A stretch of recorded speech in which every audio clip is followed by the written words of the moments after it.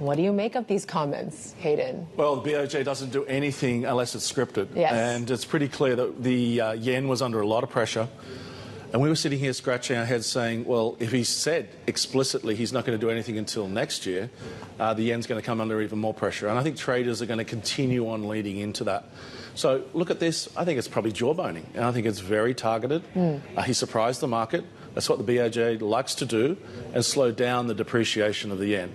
But as I look at it into the end of the year, probably a great time to go and have a ski holiday. It's going to be super cheap there. Don't talk to me about that. Anyway. Hayden, OK, but tell me, where does... some people have talked about 170. Do you think that's outlandish? Well, look, if the traders can get hold of this and really push it, obviously the BOJ is a very credible central bank. They've got a lot of firepower. But I wouldn't be surprised in this type of situation because the inflation numbers are really, really sticky. Yeah. They're not coming down. Yeah. And wages are going up. And what I was surprised to find out recently is just the subsidies that they've got on fuel and energy over there. They're likely to roll as well. So that's more fiscal spending, essentially. And inflation. And sorry? And inflation. Yeah, absolutely. So that, they're putting a bit of a lid on this. So I think that could pop at any stage here.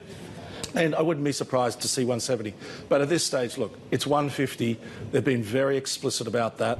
They want us to try and slow that down. Now, that's not good for the manufacturers either. They don't want to see volatility in those conglomerates. Hugely important for them to have much more stability in the yen. But it feels really cheap when you're in Japan right now.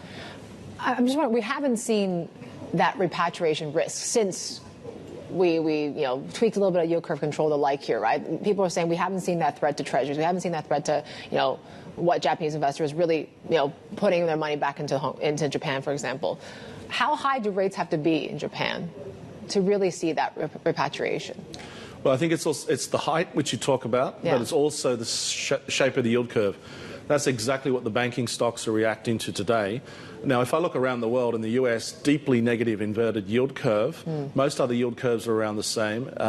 Well, I want to be in Japan because I'm a bank there and I want to ride that steep yield curve. The level feels probably around 1% is where you start to see money coming back onshore. And then obviously we've got to throw the hedging costs on top. Yeah. So it's really expensive if you're hedging into the US and other markets into Europe. So I think at the margin, money's staying local. They'll be looking to ride the yield curve, and those insurance companies, I'm sure they'll have some very specific targets they'll want to lock in. It probably feels more like 1% than around this sort of 50 to 70 type basis point level.